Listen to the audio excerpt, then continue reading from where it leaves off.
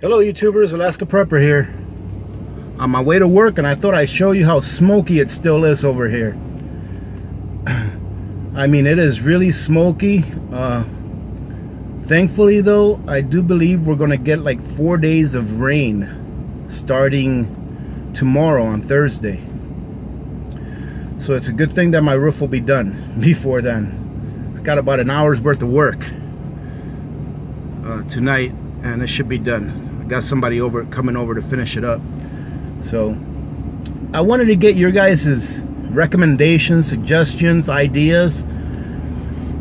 So I wanted to talk about something really quick. What do you do when you run out of room?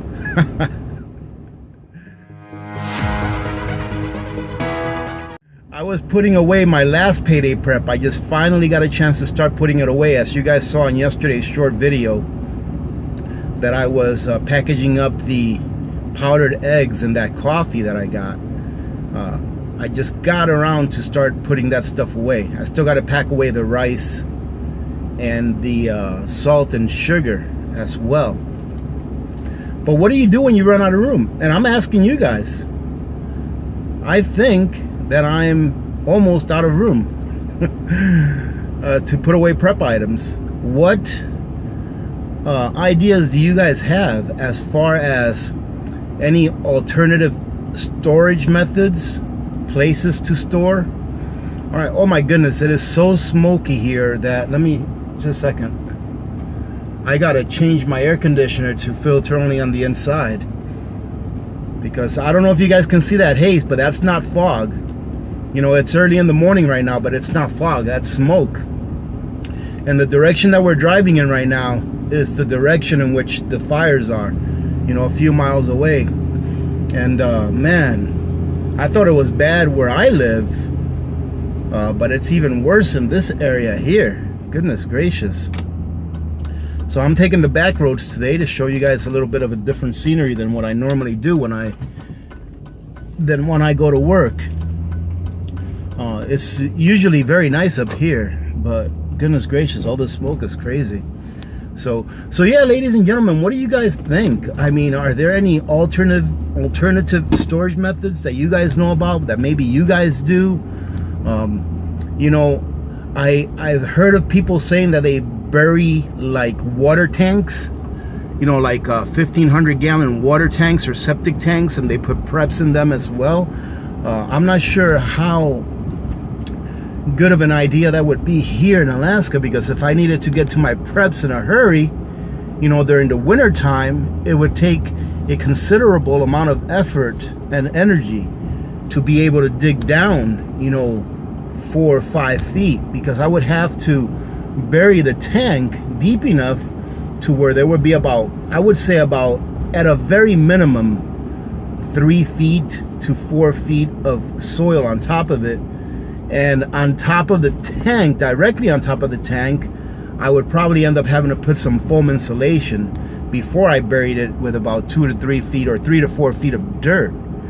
You know, but do you all have any recommendations on types of preps in the realm of nutrition that is extremely nutrient dense, that would be able to, you know, take up a little bit of storage or a lot less storage than what your garden variety preps, you know, flour, sugar, you know, freeze-dried foods, what those kinds of storage capacities, or the type of storage capacity for those preps is obviously a lot higher than if you had some kind of a food that was very nutrient dense. Now, I think I'm pretty much to the point where I don't want to say all the food that I would need, because I do believe in prepping for charity as well. All right. And depending on the crises or life-changing event would obviously depend on how much food you would need or how many prep items you would need to have put away. But I think that I've got just about everything that I can think of that I would need. I mean, I could probably expand my preps as far as medical goes. you know, as far as getting medical supplies, maybe getting more sutures, you know. I am doing a prep as far as, well, you guys will see it on my, not this payday prep. Heads up, ladies and gentlemen, this payday prep, I am prepping something, but it's not sustenance, all right? You guys will see what it is. I'm hoping that I have it ready by this weekend so I can put it up for this Sunday's video. But yeah, pretty much it. Just give me some of your ideas, and I would actually appreciate it if you guys came up with some ideas on where else can I put up preps. I know a lot of people will probably say, well, the most important thing you can put up is a garden, and I agree with that 100%. I think that having a way to create, grow your own food, raise your own meat is probably, for the long term, the most important thing you can do. Especially starting now, because I honestly don't think that we're going to have any kind of long-term crises for at least the next 2 or 3 years. And even if we do, I don't think it'll be one of those things where people think that, you know, Tiatwaki, the end of the world as we know it. All right, that's what Tiatwaki stands for, the end of the world as we know it. I don't think it'll be that kind of event, ladies and gentlemen. I think that we are coming in, you know, eventually, you know, within the next year or 2 or 3, hopefully never, but that eventually when we do need to use our preps, I don't think it's going to be something like, you know, people out in the streets, you know, taking each other's lives and things like that. And I could be wrong, but I truly hope that that's not what occurs. I think it's going to be something like, you know, the value of our dollar is going to be so diminished through the process of inflation that we're not going to be able to purchase the things that we can purchase today at the same prices that we can purchase them at today, right? And what I mean about that is for example, if you make $10 an hour today and you buy something for $10, all right, then tomorrow, let's say you make $100 an hour, but you buy something for $100, it's still an hour's worth of your labor.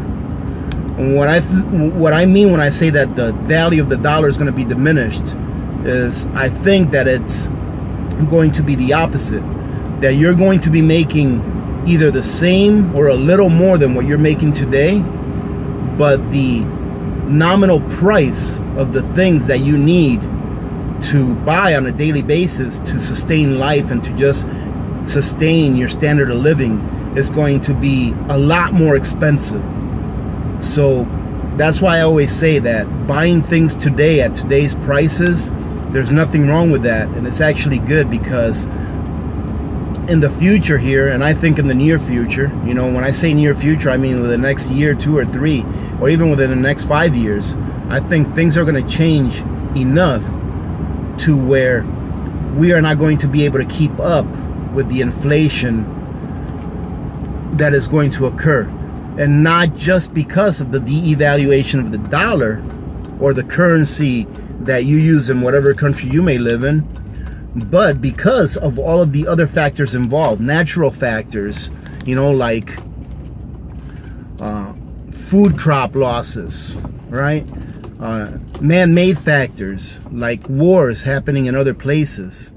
You know, all of these factors put together, in addition to the devaluation of our currency, I think is going to play a very big part on why the prices of everything that we need in order to sustain the way of living or the standard of living that we have now is going to be very expensive.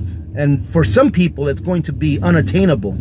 And that's what's going to cause a lot of grief, all right, throughout not only our country, but I think that throughout a lot of countries. So I know I got a little bit off subject here, but yes, I noticed yesterday that I am running out of room, and I am not going to build I am not going to build a warehouse like Jamie T suggested on a video a long time ago. All right. And I'm definitely not going to build a garage or anything like that on my property, because I just got my tax bill after having had settled it not too long ago.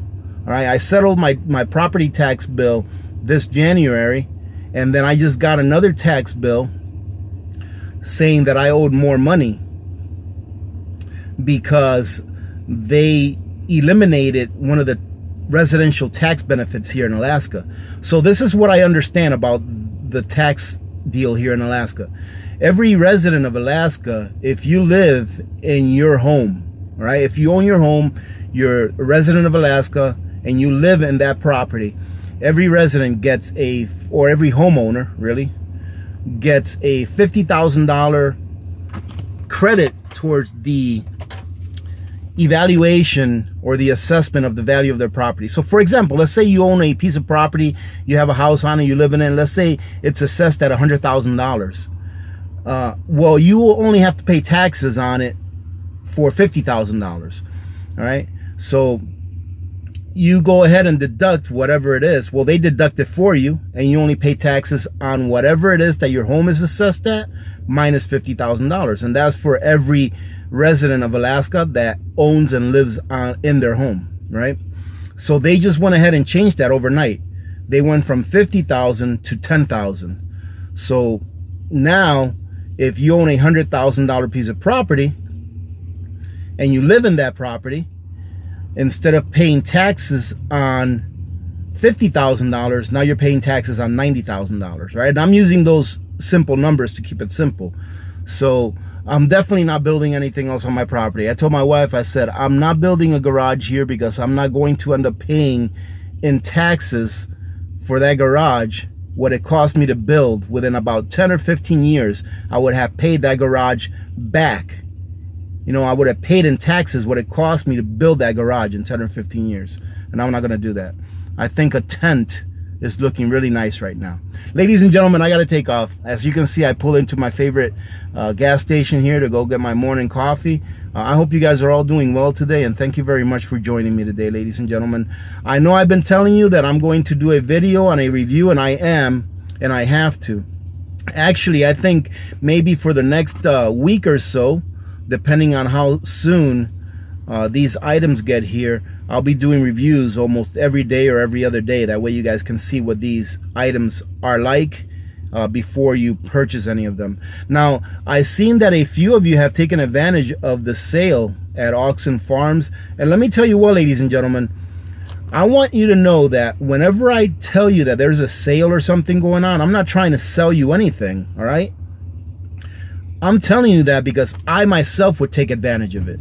I can only hope that motorcycle there. I would only hope that Oxen Farm changes their shipping policy and they start shipping to Alaska. Because had they done that, trust me, I'd have found more room somewhere. I'd have probably ended up burying a whole bunch of number 10 Oxen Farms cans. But that's an outstanding sale. 40% off. I'm not sure if I've ever seen a sale like that from Oxen Farms, but for those of you that took advantage of it, that is awesome. And I do appreciate you guys' support for using my link. I truly do appreciate it. And I'm glad for you guys that took advantage of it because it's a great deal. I mean, tomato powder for $19. That is an awesome deal.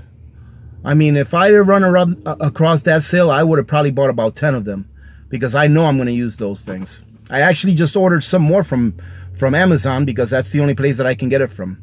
All right. So anyways, ladies and gentlemen, I'm rambling on. All right. So thanks again for joining in today. I truly do appreciate you guys stopping by. Tonight, I will be doing a review and I'll probably post it up for tomorrow because tonight I'm making dinner and it's going to be some freeze-dried foods or some long-term food storage. All right. So thank you very much for joining in today. Remember to be good to each other. When good people do good things happen. Remember to reach one, teach one, and repeat. If we all did this, the world would be a better place, and you know that it will be a better place. Many blessings to all of you and your families. This is Alaska Prepper, and I am out.